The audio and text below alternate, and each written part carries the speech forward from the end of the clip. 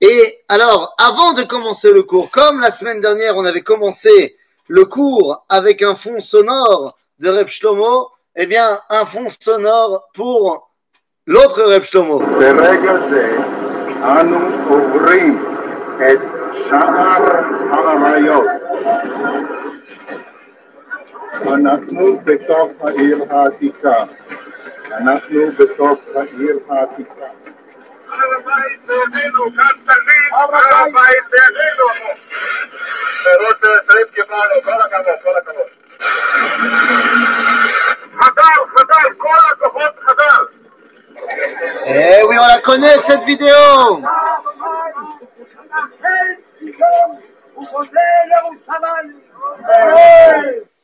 Et voilà, aujourd'hui, nous allons ouvrir notre shiur sur cette bracha extraordinaire du Rav Goren, Menachem Tzion Ubonei Yerushalayim, lorsque le Rav Goren libère le mont du Temple. Alors voilà, la semaine dernière, c'était la Iloula de Reb Shlomo Karlibach, et donc on a essayé ensemble de relever le défi, de parler de Reb Shlomo, de sa Torah, de son identité. Et donc, eh bien, j'ai posé la question aux organisateurs. J'ai demandé à Eli, dis-moi, la semaine dernière, c'était Reb Shlomo. On peut continuer à reprendre notre étude normale du lundi soir, mais juste que tu saches que demain soir, c'est la Iloula d'un autre Reb Shlomo, de Rav Shlomo Goren.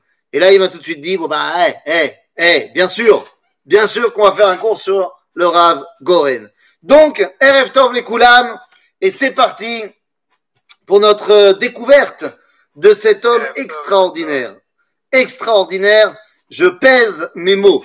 Je pense, très honnêtement, que depuis Moshe Rabbeinu, depuis Yoshua bin Nun, depuis Shmuel Hanavi, depuis tous les grands dirigeants, Rabbi Yehuda Hanassi, le Rambam, eh bien, je pense qu'on n'a pas eu de rabbin, de dirigeants, de manig comme eux jusqu'au retour du Rav Goren. Qu'est-ce que je veux dire par là?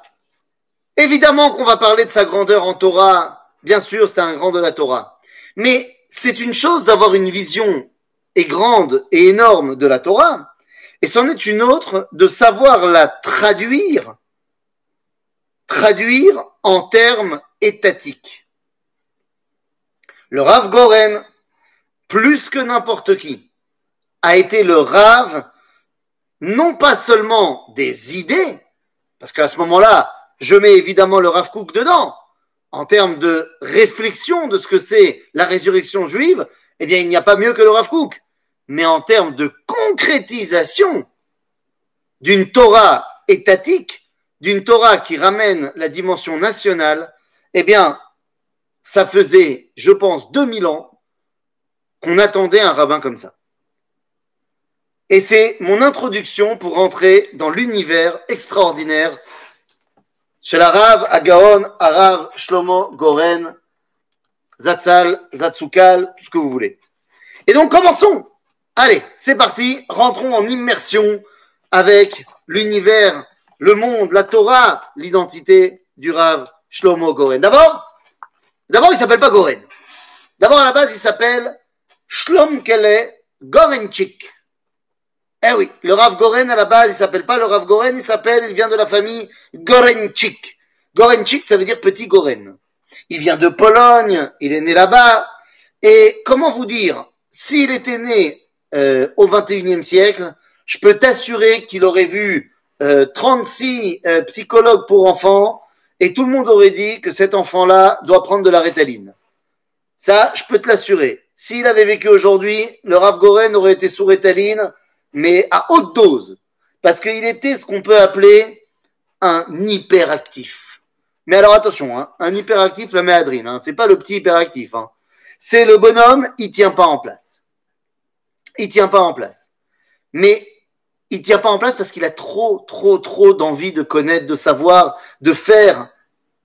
Et donc, quand il habite à Kfar Chassidim avec ses parents vont faire partie de ceux qui vont créer le village de Kfar Chassidim, eh bien, il est quelqu'un qui, il n'est pas le premier de sa classe, et au contraire, il est dissipé, il est très souvent absent, parce qu'il aime se balader dans les décors d'Eretz Israël.